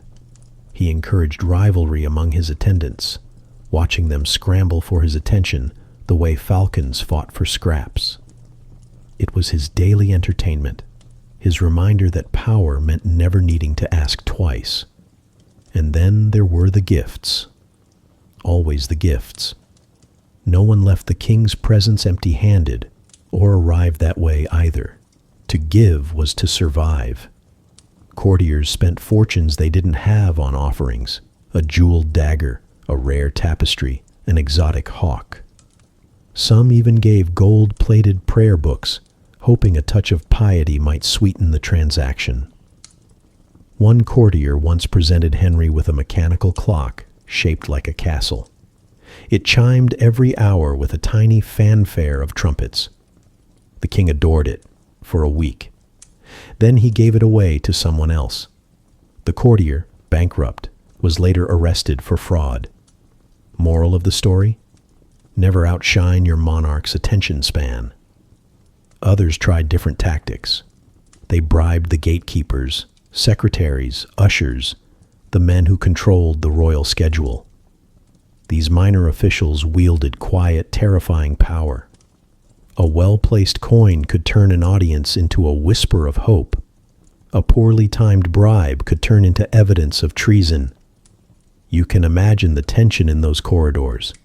Silk rustling, shoes clicking, conversations cut off mid-sentence, everyone smiling, everyone lying, everyone terrified of the silence that followed laughter. Even the women of the court played the same deadly game, though their tools were subtler. A glance, a compliment, a shared secret. All could buy a moment's grace. But the king's favor was fickle, and his wives' tempers no safer than his own. One wrong smile, and you might be accused of conspiracy or worse, inappropriate cheerfulness in the presence of the queen. There was a saying among courtiers: better a beggar in Kent than a favorite in Whitehall. But few listened. The lure of proximity, that golden glow of being seen, was irresistible. They told themselves they were different, that they could manage the king's moods, read his eyes, time their flattery just right. They were wrong, of course. History remembers the great names: Cromwell, More, Boleyn. But for every famous fall, there were dozens of quieter ones. A secretary dismissed without reason. A courtier banished after a jest fell flat. A poet executed because a metaphor was mistaken for sedition. Consider poor Sir Henry Norris, one of Henry's closest companions. For years, he had shared the king's hunts, his jokes, even his silences. But when Cromwell needed scapegoats for Anne Boleyn's downfall, Norris's friendship became fatal. He protested his innocence and lost his head for his trouble. In Henry's England, friendship was not loyalty, it was leverage. Others tried to buy security the only way left, through religion. They funded chapels, endowed masses, donated relics. But faith was just another currency in this courtly marketplace. and the exchange rate changed weekly. Too devout, and you were a papist. Too indifferent, and you were a heretic. The safest prayer was the one that sounded most like the king's. And then there were the gamblers. The court was full of them, not only at the card tables, but in spirit. Men who wagered land, titles, reputations on royal moods. One misplaced jest, one failed gift, one forgotten bow, and ruin followed. But for every downfall, there was the promise of reward, knighthood, estates, favor. The illusion of safety was addictive. Late at night, when the feasting ended and the laughter drained away, the survivors counted their winnings in silence. A ring, a title, a look from the king. Small treasures purchased at the cost of sleep and sanity. The corridors were never truly dark. Candlelight flickered in every chamber as courtiers schemed, wrote letters, rehearsed apologies. Occasionally, one of them broke. A poet might flee the palace for a monastery. A lady might retreat to her family estate citing illness. But even then, they never stopped looking over their shoulders, listening for news, craving the life they swore to hate. The court was like quicksand, glittering on the surface, deadly underneath. And once you stepped in, the only way out was down. It's easy, centuries later, to judge them, to call them opportunists or flatterers. But imagine it, a world where your livelihood, your safety, your existence depends on being liked by a man whose affection could vanish between breakfast and lunch. How long would your conscience last? The truth is, most of them weren't villains. They were simply trying to survive a system built to consume them. Each one believed they could manage the danger. Each one believed they'd be clever enough, lucky enough, indispensable enough to avoid the inevitable. And each one learned the same lesson. Proximity to power is the most seductive danger there is. It glows warm at first, the flattery, the rewards, the feeling of belonging. But the closer you stand, the hotter it burns. Until one day you realize the warmth is fire, and it's far too late to step back. You can almost hear them still. The echo of footsteps on marble floors, the laughter stretched thin over fear, the soft clink of jewels offered in desperation. Because in the Tudor court, power was never truly given. It was rented, paid for daily in loyalty, lies, and gold, and the rent was always due. In the Tudor court, proximity to power was the costliest luxury. By the end of Henry VIII's reign, the great monarch of legend, the Golden Prince, the scholar, the warrior, had become something else entirely. A man swollen with age, crippled by ulcers, and trapped in a body that could no longer carry the weight of his appetites or his sins. The courtiers still called him Majesty, still bowed and smiled, but behind their careful words was a growing dread. Because everyone knew the truth, the king was dying, and he was taking his sanity with him. You can almost see him in those final years, seated in his chair at Whitehall, surrounded by the glow of candlelight, the air thick with the stench of ointments and decay. His leg, the one wounded long ago in a jousting accident, never truly healed. It festered. Servants whispered that it leaked and stank, that it pained him so fiercely he could not sleep. Some nights, they heard him shouting in his chamber, cursing God, the devil, and every name in between. But the body was only half the torment. The real disease was in his mind. Henry had begun to see ghosts, not the wispy kind that haunt stories, but ghosts of conscience, vivid, familiar, relentless. Anne Boleyn first, of course. He saw her in mirrors, in the corner of rooms, in the soft rustle of silk behind closed doors. The same woman whose neck he'd severed now appeared in his dreams, head held high, smiling that knowing smile that once disarmed him. Sometimes he woke shouting her name. Sometimes he muttered apologies no one dared to ask about. Then came Wolsey, his old cardinal, his old friend, the man Henry had elevated and destroyed. In one nightmare, Wolsey stood before him, fat and red-faced as ever, holding a scroll that unraveled endlessly, filled with names. Henry woke weeping, insisting the names were of the damned, and that he'd recognized his own.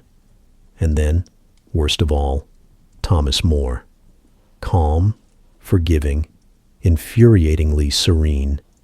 More's ghost didn't accuse, he just looked. That was the cruelty of it. Henry could survive the screams, but not the silence. Of course, the doctors called it fever, the priests called it judgment, and the courtiers called it a passing disturbance. None dared use the word madness, not while his signature still had power to kill. But the palace knew. Everyone knew. The once vibrant king had turned into a man of shadows and suspicion. He trusted no one, not his council, not his family, not even God. His paranoia had teeth, and it bit everyone around him. Letters were intercepted, rooms searched, conversations repeated. He had spies watching spies, confessors reporting to ministers, ministers reporting to no one but fear. The tower filled again, its cells echoing with the sighs of men who had once called themselves loyal. But here's the tragic twist. Henry's paranoia wasn't entirely madness. Some of his enemies were real. The empire he'd built, through blood, ambition, and sheer force of will, was beginning to devour itself. Faction war consumed the court. Conservatives and reformists battled for the king's dying favor, knowing that whichever side controlled his last signature would control the future of England. The Duke of Norfolk plotted in whispers. The Seymours schemed through smiles. Even Henry's final wife, Catherine Parr, walked the tightrope of devotion and doctrine. She read banned books, Protestant texts, and her enemies waited eagerly for the day he'd find out. The irony was exquisite. Henry's madness made him both predator and prey. Everyone feared his wrath, but everyone planned for his death. He suspected as much, and it hollowed him. The man who once commanded Europe's admiration now measured friendship by who still smiled at his approach. Some nights he ordered banquets, forcing his courtiers to eat and laugh while he glared at them over untouched food. Other nights he prayed for hours, convinced that his suffering was divine punishment for the wives he'd executed, or the churches he'd stripped, or perhaps for daring to believe he'd been chosen at all.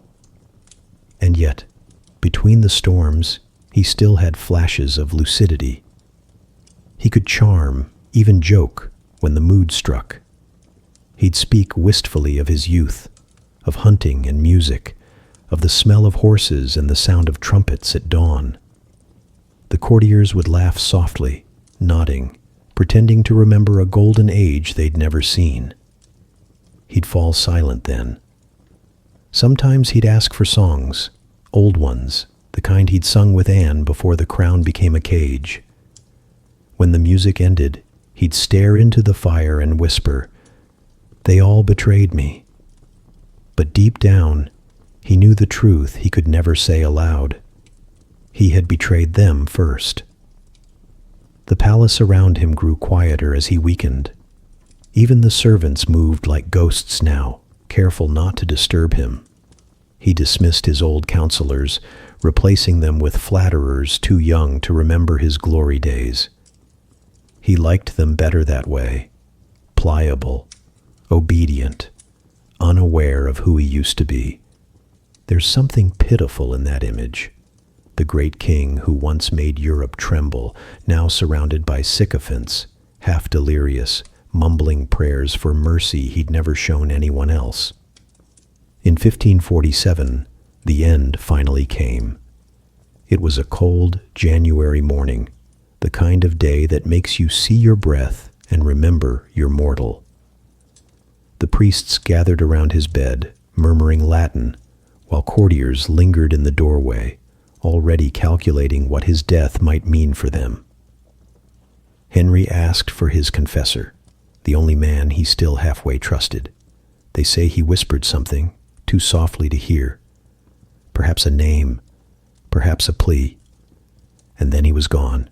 He left behind 6 wives, 1 son, 2 daughters, and a kingdom in moral ruins. He left behind churches without saints, courtiers without consciences, and a legacy so large it couldn't decide whether to be feared or admired. The man who had broken with Rome to rule his own church died afraid to meet the God he'd tried to replace. It's tempting to see justice in that, poetic symmetry.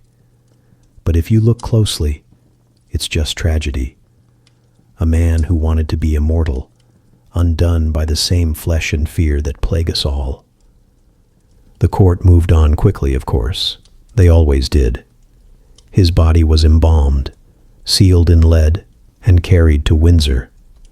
The courtiers bowed, whispered their rehearsed grief, and turned their minds to the new reign. There was no room for ghosts in the schedule of survival. And yet, sometimes, when the torches flickered in the corridors of Whitehall, or when the wind howled through the tower's stones, people swore they could hear it. The heavy tread of a man limping through the dark, searching for something he'd lost long before his crown. They said he was still looking for peace. Henry VIII, the mighty, the magnificent, the feared, the man who ruled love, faith, and death like a game of dice. He dreamed of angels, but woke to the echo of axes. History likes to pretend that Henry VIII's court ended with him, that the doors of Whitehall closed, the candles guttered out, and the ghosts finally went quiet. But they didn't. They never do. You can still feel the pulse of that court, not in the tapestries or the ruins, but in the way power still behaves when it thinks no one's watching. The Tudor court didn't die. It merely changed its clothes. Close your eyes and listen. You can almost hear it. The rustle of silk traded for the shuffle of paper, the whisper of courtiers replaced by the whisper of advisors, lobbyists, and strategists, the scent of rose oil gone, replaced by coffee and ambition. But the choreography? It's the same. The same hierarchy of smiles, the same practiced laughter, the same fear of saying the wrong thing in front of the wrong person. Every office, every palace, every boardroom where power gathers and pretends to be polite. That's the modern court. The actors have changed, but the script hasn't. Henry's court was the blueprint. He invented the art of political image-making before the word propaganda existed. Portraits instead of speeches. Spectacle instead of transparency. He didn't just rule England, he curated himself. The Holbein portrait with the hands on the hips, the legs spread, the gaze that dared you to blink first. That wasn't a likeness. It was branding. We inherited that. Every public figure, every politician, every leader who controls the camera before the camera controls them. They owe something to Henry. The performance of power began in his throne room, but image is only half the inheritance. The other half, the darker half, is suspicion. Henry built a system where loyalty was never trusted, only tested. Everyone spied, everyone flattered, everyone calculated survival by inches. And once you've built a world like that, it doesn't stay locked in the 16th century.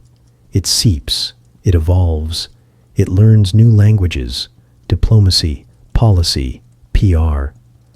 Modern power still speaks Tudor fluently, the quiet memos instead of whispered letters, the surveillance cameras instead of spies behind curtains, the rebranding campaigns instead of royal decrees, even our digital age, all those carefully curated profiles, the hunger for likes, the fear of falling out of favor. It's a kind of court, isn't it? A hall of mirrors where approval is currency and image is survival. Henry would have adored it. He'd have posted his jousting victories, curated his portraits, staged his banquets for engagement metrics. He'd have measured loyalty not by blood, but by trending hashtags. The courtiers would have subtweeted each other politely, with just enough venom to keep the game interesting. You think I'm joking, but imagine it. Every time a reputation collapses in public, every time someone rises too fast and falls even faster, every time fear keeps people smiling when they want to scream, that's the old court, alive and well. We just swapped torches for screens. There's a strange comfort in that thought, though, because it means we're still living in history's long shadow, still learning the same lessons about power, loyalty, and consequence. The costumes change, but human nature refuses to evolve on schedule. Maybe that's why the Tudor court fascinates us, not because it was so different, but because it's so familiar. The ambition, the gossip, the betrayals dressed up as duty. You've seen it all before, just with better lighting and less armor.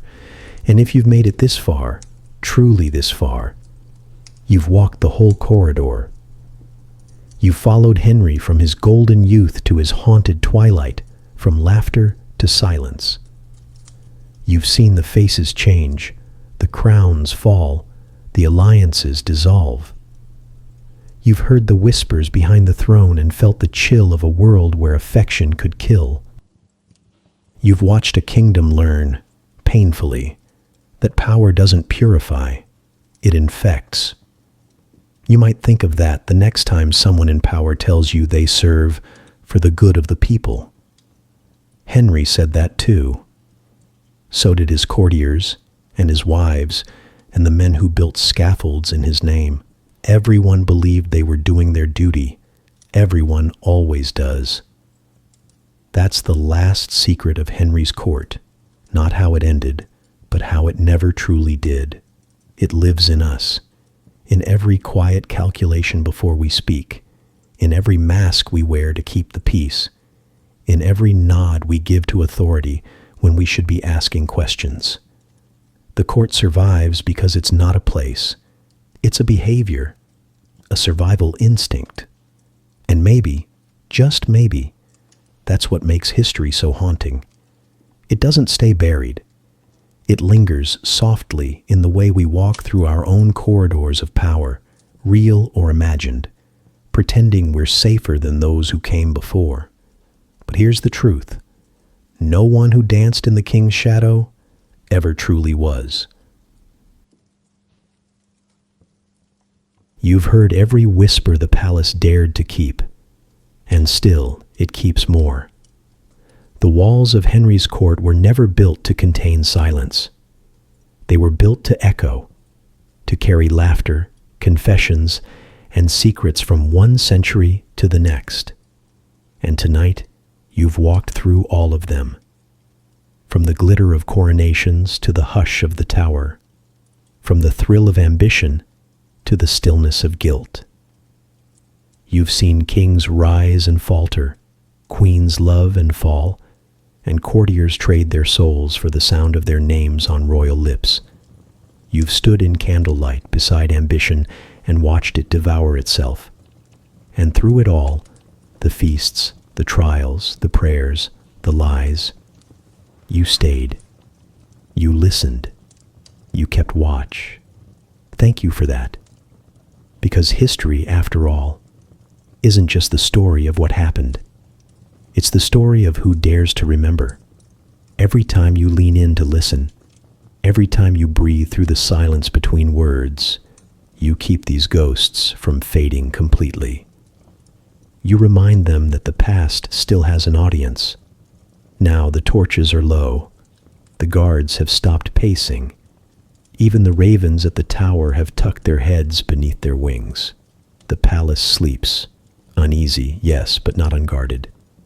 Somewhere, behind those locked doors of memory, Henry's court still stirs, plotting, laughing, whispering, always whispering.